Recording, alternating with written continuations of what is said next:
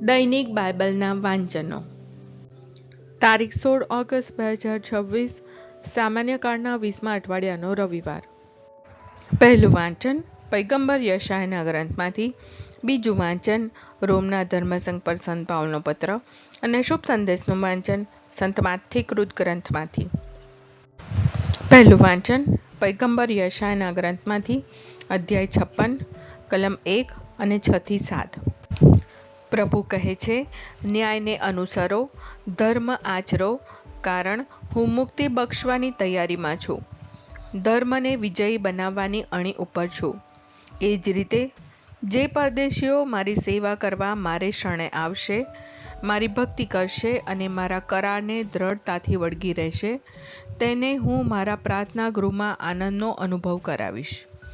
તેણે યજ્ઞવેદી ઉપર ચડાવેલા નૈવેદ્ય અને બલિનો હું પ્રસન્નતાપૂર્વક સત્કાર કરીશ. મારું મંદિર બધી પ્રજાઓનું પ્રાર્થના ગૃહ કહેવાશે. આ પ્રભુની વાણી છે, તે આપણો આધાર છે. બીજું વાંચન રોમના ધર્મસંઘ પર સંત પાઉલનો પત્ર, અધ્યાય 11, કલમ 13-15 અને 29-32.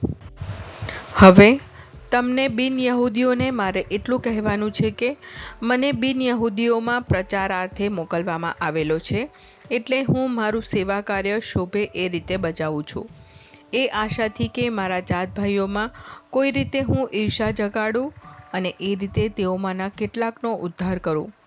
કારણ ઈશ્વરે તેમનો ત્યાગ કરવાથી જો જગતનું ઈશ્વર સાથે સમાધાન સધાતું હોય, તો તેમનો સ્વીકાર કરવાથી પુનર્જીવન નહીં થાય તો બીજું શું થાય?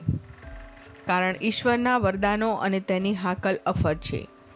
પહેલાં તમે ઈશ્વરની આજ્ઞાનો ભંગ કર્યો હતો, પણ અત્યારે યહૂદીઓના આજ્ઞાભંગને કારણે તમે દયા પામ્યા છો.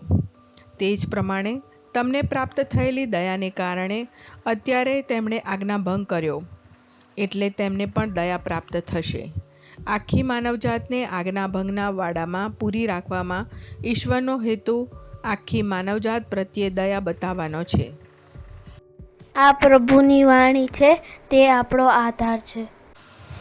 શુભ સંદેશનું વાંચન સંત માથેય કૃત ગ્રંથમાંથી, અધ્યાય 15, કલમ 21-28. એ પછી ઈસુ ત્યાંથી તૂર અને સીદોનના પ્રદેશમાં ગયા. એવામાં કનાન જાતિની ત્યાંની એક બાઈ આવીને પોકારી ઉઠી, હે દાવીદના પુત્ર, હે પ્રભુ, મારા ઉપર દયા કરો. મારી દીકરીને અબદૂત વળગ્યો છે અને ખૂબ સતાવે છે. પણ ઈસુએ કંઈ જ જવાબ ન આપ્યો.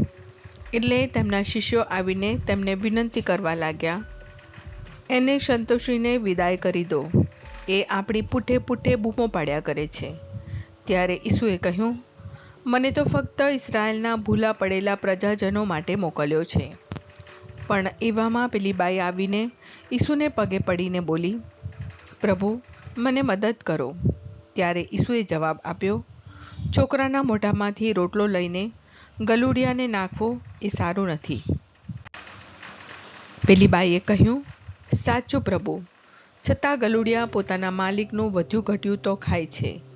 ત્યારે ઈસુએ તેને કહ્યું, ઓ બાઈ, તારી શ્રદ્ધા જબરી છે, તારી ઈચ્છા ફળો. અને તે જ ઘડીએ તેની દીકરી સાજી થઈ ગઈ. આ પ્રભુની વાણી છે, તે આપણો આધાર છે. પ્રાર્થના.